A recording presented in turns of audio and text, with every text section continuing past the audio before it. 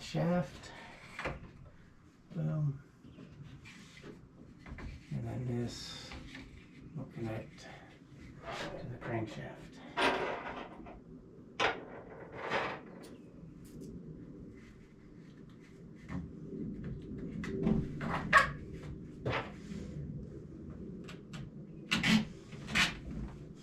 And there's your basic moving components of the 4-bar link electric motor. The again, the frame is link number 1, ties everything together. The crank gives you your rotation. Connecting rod connects the crank to the rocker arm, and your rocker arm basically pivots back and forth on the pivot that's then rigidly attached to the frame.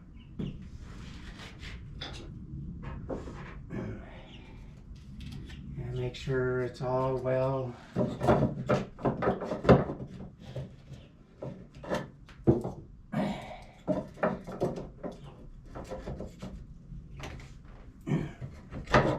you also want to make sure to hold the other end of the shaft to hold it rigid.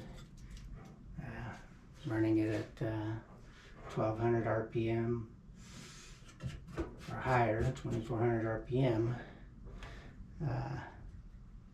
Well, 3600 RPM is about as far as I've gotten it. The end of this shaft will tend to vibrate, so you want to lock it in.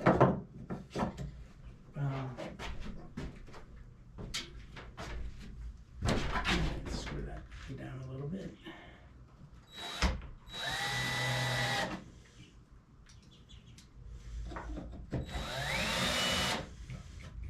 And there you go.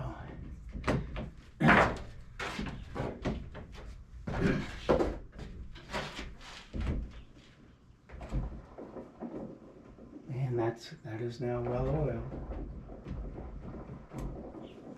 Boom. And this is your output shaft where you can connect your devices for doing work. Okay, next. So what drives the motor are these electromagnets. These are fairly heavy, about 15 pounds. This rod here is a 1.5 inch diameter. Let's see if I can show that.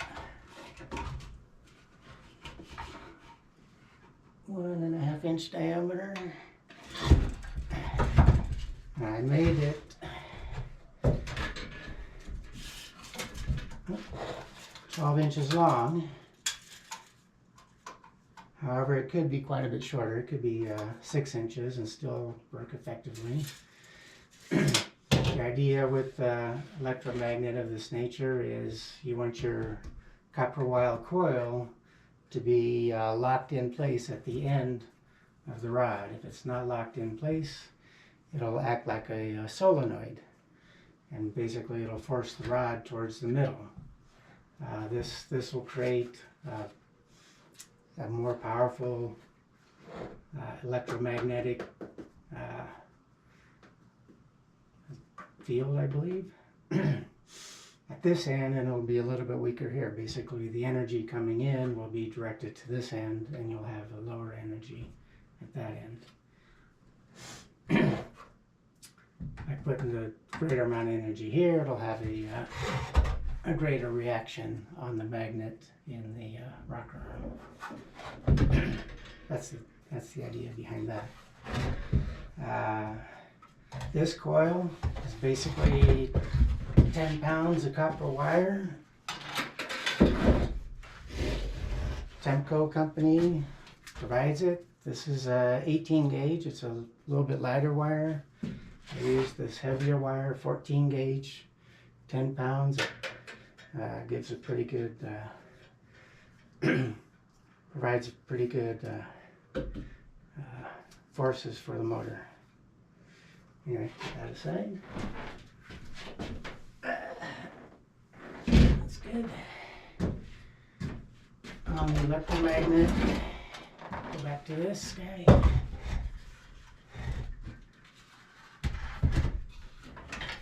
There we go. Electromagnets. You want to measure the inductance, the resistance, and the capacitance. There's a little device you can use to do that. You want to know the coil resistance. 10 pounds of copper wire is going to provide quite a bit of resistance. Let's see, 20K on the 200 ohms. Let's bring this over here.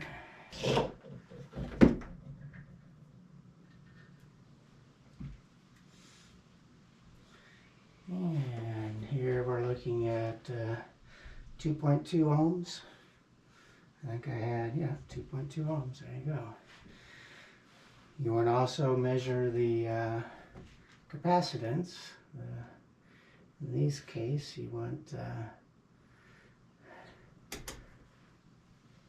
microfarads.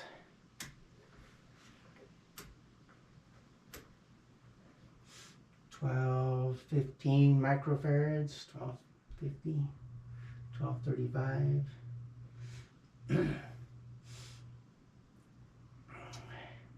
So about 1.2 farads. Oh no, micro. Yeah. Anyway, that's the microfarads. And then henries. We're looking at millihenries. 62.2 millihenries. So 61.4. So there's a little bit of variation in the measurements. Things change over time. Okay. I can always update these later. All right. Electromagnet number 1. I kind of tilted it up a little bit so in order to try to get it at minimum gap as parallel as possible.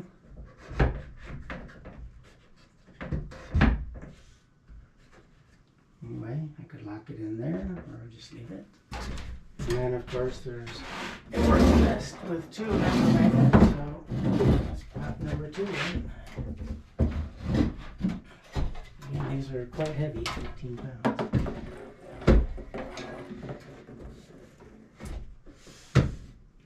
And there's the basic setup. Electromagnets, rocker arm, frame, and a crankshaft and connecting rod.